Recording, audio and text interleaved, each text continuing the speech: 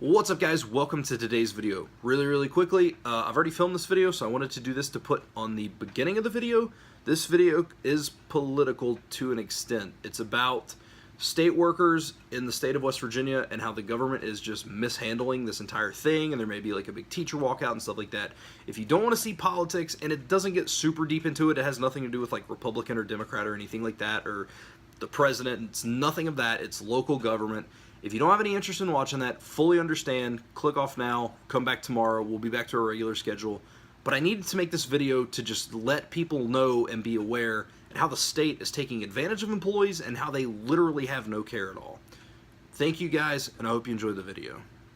What's up, guys? Welcome to another video. So, as you know, I refuse to go political in this channel for multiple reasons. One, I don't follow politics overly too much. I do to an extent, but not like enough to where I feel like I'm educated on things sometimes, except for what's been put in front of me, which I guess is what politics is. But because I feel like it's a good way to create a divide on your channel, and that's not really what I want to do. However, today I have decided to talk a little bit, and it's not necessarily that it's political. It's not me having an allegiance to one side or the other. But I just wanted to explain to people and give people a rough idea of what the state of West Virginia is doing to their public employees. If you are from this state, or you're probably a neighboring state, or someone like us who lives in Virginia, Tracy lives in Virginia, works in West Virginia, I live in Virginia, work in West Virginia, things of that nature, whatever, you probably know, but if not, you're probably out of the loop. So, this is all public employees. I know a little bit more from the teaching side because it's kind of directly related to me, but this goes for all. All I can speak of is for teachers, so I can't speak for everybody else, but I know it also sucks for them. The state has decided that a 1% pay increase is substantial. And look, I understand performance reviews and stuff, and I don't necessarily know about going into that, but what I do know is that when you say a 1% increase in pay, West Virginia is already 48th in pay. That's about a $300, maybe $400 raise on the year. So you're talking about the ability to, this was actually a joke, which I'll get to something later on, a joke that a guy made today is like, oh, cool, I can maybe supersize my McDonald's meal, that kind of thing. And so it's kind of ridiculous. That's not even necessarily the big problem. The big problem is PEIA, and it's their insurance. And what they are trying to do is increase premiums, so they're trying to make you pay more. They're also trying to make you have smaller coverage. They're trying to reduce coverage of PEIA from 80-20 to 60-40. So you're going to have to pay more and have worse coverage. I think that's kind of been put on hold. I think the whole PEIA thing has been put on a freeze, but I mean, it's just going to happen again next year. So I don't know if that's really going to help anything. And one of the main things from PEIA is they started this app called, it's like 360, Go 360 or something like that. And they said it was mandatory, only it wasn't. You had to physically do things, like you were penalized for not using it. And that's not exactly what voluntary means. They had this app and you would get bonuses for parking far away and walking and things like that, and that's all fine and dandy, but you had to physically constantly upload pictures anytime you did anything. If you did not park far enough away according to their guidelines, they would penalize you on your insurance. They wanted you to walk a certain amount of time, but your phone couldn't track it. You had to buy a Fitbit to connect to the app. It was the only thing that would connect to the app. There's a whole cluster F word of stuff going on. So through all this and everything going on, the government, of course, continues to not really give a crap, and teachers are more and more leaning towards striking or whatever, and it's just all kind of a big mess that the government is just kind of making a mockery of. Teachers went to Charleston to protest, and while teachers were there protesting and, just saying, hey, we want, give us something, we want to try to work this out. What can we do? This is not a fake story, guys. The government decided that the thing that was important to work on that day, you can look this up, I swear on my life, when teachers were there protesting, the bill that they were concentrating on was whether or not you were allowed to kill a crow if you didn't plan on eating it. This is what these guys are getting paid a bunch of money to do. Everything has been stupid. We go today to a thing in Princeton at the Chuck Mathena Center they had delegates show up. There were 2 delegates and a senator, Senator Ojeda, I believe is his name, which he is on the side of the public employees, and the other 2 were not, and they weren't really shy about it, and they were really bad with their words. The one senator, who's actually from Princeton, or not senator, the one delegate from Princeton, had no concern with being there at all. Listening to these people tell their stories, he was what looked like falling asleep, texting on his phone occasionally. He would perk his head up from his just I don't give a crap attitude, text on his phone, la la la. And then this guy made the dumbest mistake maybe ever. I don't have this on video, but I know that some of the people there probably do. I'm sure if you would go on Facebook and just search for like West Virginia teachers or something, I'm sure a video would pop up. But like, this guy at one point was asked about charter schools and why they're taking money away from public schools to fund private schools. And this guy's response was, we need options because you're not doing your jobs. Now, whether or not you believe that or not, it's not on me. That's on you to decide what you believe. You can't say that in a room full of teachers that are there because of it's one of the scaredest I've been, because I was like, this place is probably going to be on the news tomorrow. They're going to burn this place down. And it was just a really, really weird experience. There was a lot to take away from the meeting today. The main thing is they don't care. One delegate because I counted, I almost stood up. I'm not really the type of person that like shows myself, but I came really close to jumping out of my seat. So the whole thing is they're saying, there's not money. We don't have money. There's no possible way because no one has any money.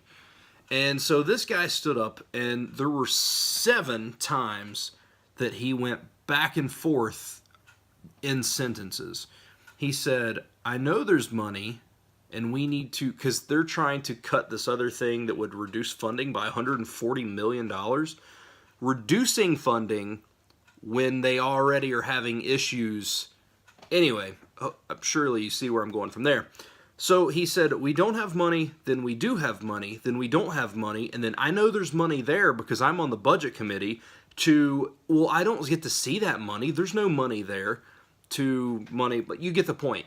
Flip-flop back and forth, depending on what he was preaching at the time to try to promote his case. And so that guy, which he had a little bit more of a personality when it came to it, and look, I'm not, at the end of the day, these are human beings. Honestly, I respect them for showing up because they knew they were going to get trashed. And I don't have any ill will towards them or anything.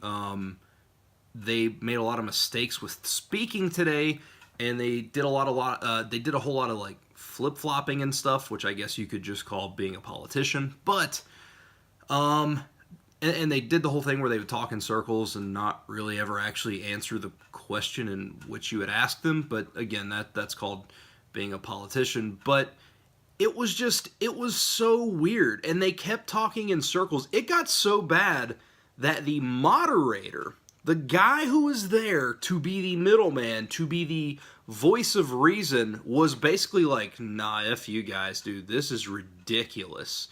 Obviously not in that exact wording, but it's pretty bad when the moderator is calling you out on your nonsense. And then, of course, going back to the area of, oh, I don't have any money, we don't have any money to do anything. That's all fine and dandy. And someone said, well, I bet you sure did get your raise. To which the guy responded, oh, if only you knew how much money I lose having to go to Charleston and be your delegate. Which is not a smart thing to say in a room full of people whom, if you lost the amount of money in a year that these people made, you're still not hurting because you're a doctor as well. A lot of bad wording, and it's just not even fair. We're talking people who work in public fields who don't make enough money to be above the poverty line. Their salaries literally are below poverty. And I know there's a lot of back and forth on whether or not people deserve money and this, that, and the other. I'm talking people who work 40 hours a week. 40 hours a week. And are below poverty. And then the highlight was the one delegate said, oh, well, you aren't really grateful enough because we've given you a bunch of money. We have funded your retirement. We have went from an 8% retirement up to an 80% retirement that we funded, and blah, blah, blah. And the guy who was there representing, I don't know what the organization is, but it's like whoever represents the teachers and whatever, like I guess their union or whatever. They kept kind of saying he was involved, and finally he got a live mic and was like, nah, that's not true at all. And then he, like on some other stuff, but then he also said, yeah, but the only reason it's funded isn't because it's something that you feel needs to be done. It's because of a lawsuit that happened in 1991. That's the only reason you're putting any money into it. And then the thing that they kept talking about over all this was the reason they're cutting funding for public education is because they need to be able to cut taxes to make businesses want to come here because people keep leaving. I'm not even making this up. They're worried about people coming in because people keep leaving, and it's like I guess they realize that they're losing population, so they want to attract more people in. But you're not going to attract people in. I don't really understand. Also, if you're having an issue with people coming in and no one wants to come in, why make your own place want to leave? Like, why not try to take care of them? And again, and this may get some frowns. I don't think necessarily that people should get a $5,000 or $10,000 raise.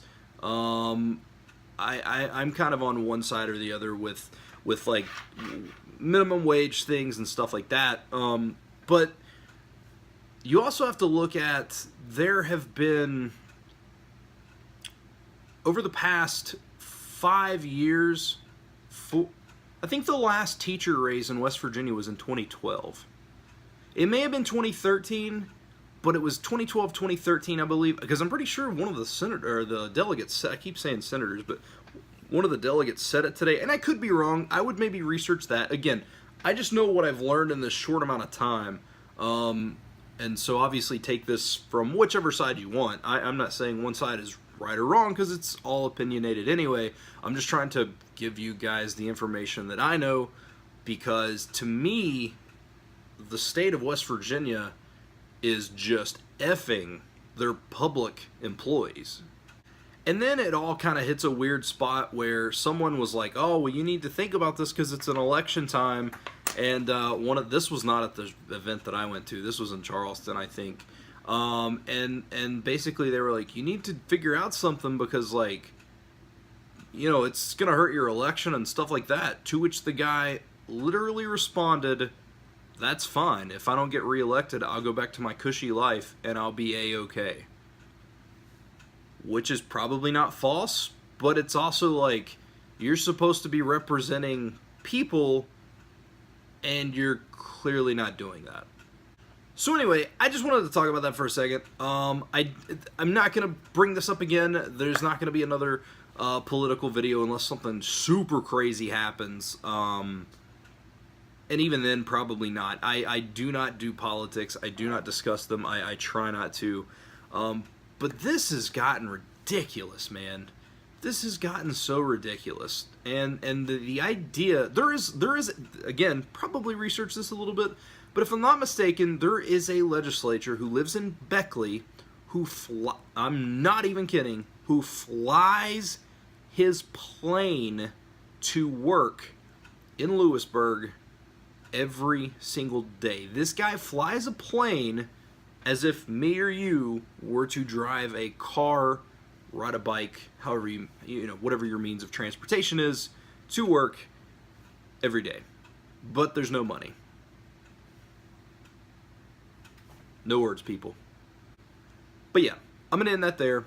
Thank you guys so much for watching. I hope you enjoyed. If you want to get the word out about this, not that anybody can really do anything, because at the end of the day, the government tells you they're going to do one thing, and they don't. That happens far too much, especially in this state. But if you guys feel like sharing this, letting people know how, because we're not the only state it's happening. I think Minnesota's getting ready they're on the verge of a teacher walkout and stuff like that. So, I don't know. Share the word, let people know. I guess everybody knows the government's screwing people, though. I don't know. Do what you want.